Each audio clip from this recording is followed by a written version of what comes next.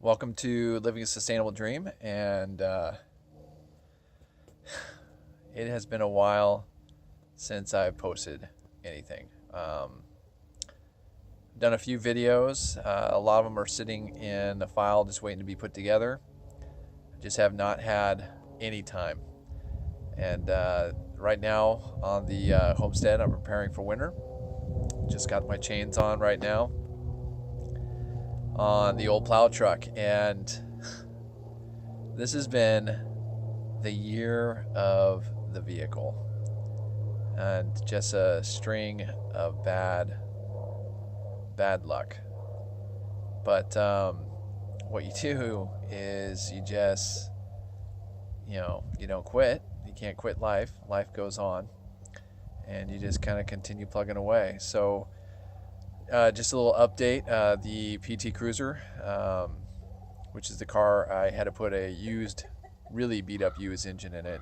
Well, it finally showed its true colors, and blew a head gasket. At this point, I had a few dollars saved up for the shop fund, and I just went, you know what, I need a car that is going to run without mechanical issues. And the PT Cruiser was at that age, and so we started looking for cars. And at the same time, this thing broke down. I put this in the shop to take care of an oil leak, and I don't have a shop on the homestead. We built a house first, and a lot of people are thinking about building off-grid or building your home site yourself. You're going to be toying with this idea of, do I build the house first? Do I build the shop first? Live in the shop and then build the house? And a lot of people usually go with that choice. If I was to do it all over again, I would do shop, house, build house later, because then I could have done so much of these repair works myself. Anyway, the truck, I got out of the shop the very day I got out of the shop fixing an oil leak. The rear axle came off. I'm very lucky. Yeah, it was a tragedy. But I'm so lucky I wasn't driving down the highway and having my rear axle just fly apart. I was going 20 miles an hour at the top speed I was at, because I just was at a stop sign. It turned a corner and it disengaged, and it started getting a little wonky back there, and all of a sudden, boom, the plow truck's a tricycle. So that was one day, getting it out of the shop, and then the PT Cruiser eventually went into the shop because of the head gasket. And you get to the point you're like, all right, it's got 240,000 miles. Do I buy another car? So for weeks, my wife and I hunted for other used cars, and we were debating on going to a Honda CR-V, and we're noticing that for the same price to fix up the PT Cruiser, give it a new engine, we even decided to even drop a new transmission, and it didn't need one, but we decided to do it anyways. Got 3-year. That's our rooster rocket. But to get 3 years of warranty on that and have 3 years of no headache, that's why we did it. And the CR-V, we were going, hey, that would be great, but we're at the same mileage, at the same price it would take to do the Cruiser, except that would have been on top of the PT Cruiser. So on the price of getting another car, we would have had to probably do the same amount of work on that car as we were doing on our PT Cruiser. So we decided to take one price out of the mix. Oh man, I don't know what's setting him off today. But that's kind of the car saga. So I'm outside working on the plow truck. I got it back. It's running great. While the PT Cruiser was in the shop, this became my commuter vehicle at a whopping maybe 10 miles to the gallon. And in the same time, this is not car related, but I was checking on the PT Cruiser, trying to get out of the shop, and then the phone fell out of the pocket and broke. So, hey son, you want to be on video? No, I'm telling you that my mom is making lunch. She's making lunch? All right. Cool. Thanks, bud. You're welcome. You gonna be out here playing for a little bit? Yeah. All right, cool. Maybe I'll join you in a minute or two. Okay. Okay. So my phone broke, and I'm staring at a shattered screen. But I was able to save it before it totally shattered. So I mean it shattered on one side and right where the camera's at. I'm not even sure if this video is going to come out. There might be shatter remnants around. I don't know. We'll see when. I've never done a video with it broken. It was just been a string of just interesting trials and financial tribulations on the homestead. The good news is the plow truck right now is the best it's ever been. My son helped me fix that mirror up there. And there's nothing like a kid with the little hands to get into places in the door here where I dropped the bolt in the washer. He just went in and fished it out. That was great. I love my son. He was awesome. So he helped me fix that. And then that was replaced. The pump assembly was replaced last year. The collar was replaced the year before that. That thing is down and ready for work.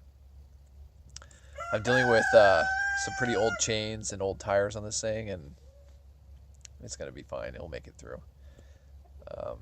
Knock on truck.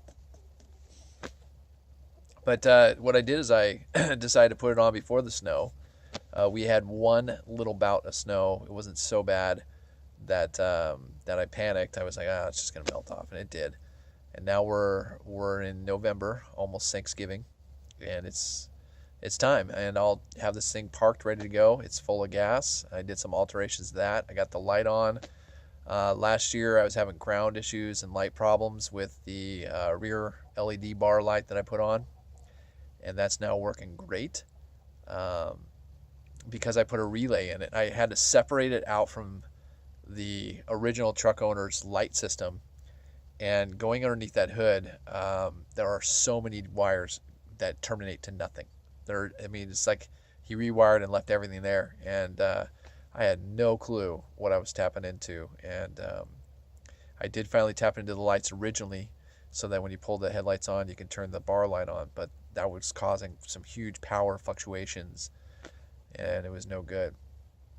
So I decided to separate the LED bar for the rear backup when you're snow plowing, to see behind you and make sure you don't hit any trees or anything.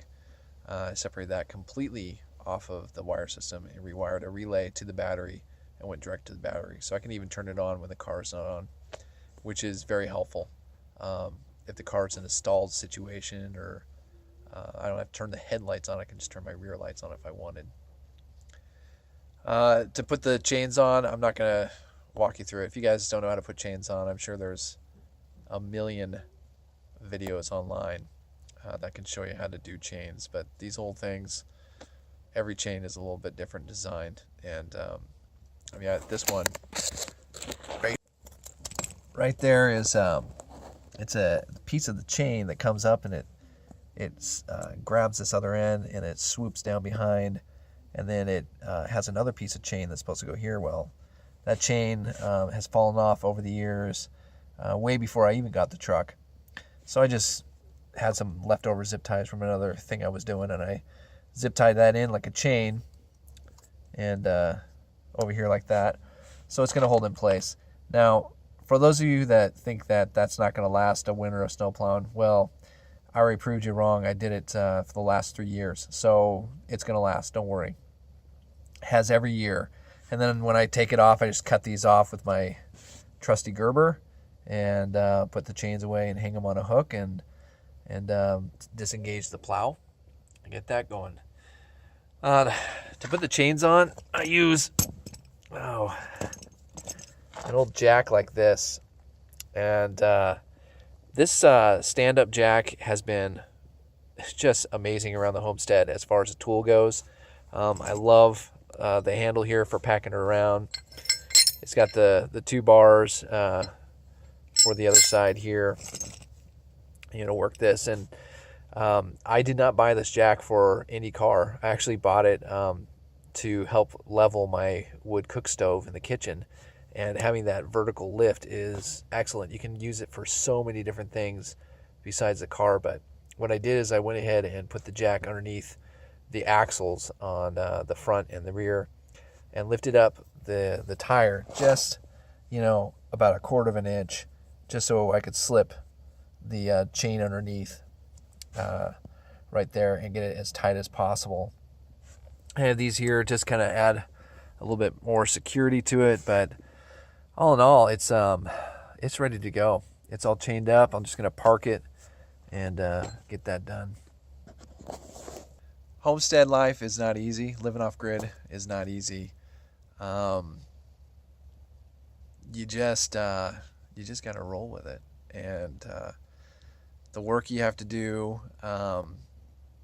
It's a lot of work to live off grid. I'm in my 40s. Just had a birthday not too long ago, and I realized that it is time to do things smarter and not harder. And not that I'm giving up the homestead, but when I look at things like that jack, I'm like, oh, I can. When I was younger, I was like, oh, I don't need a jack. I can muscle that in, and I did.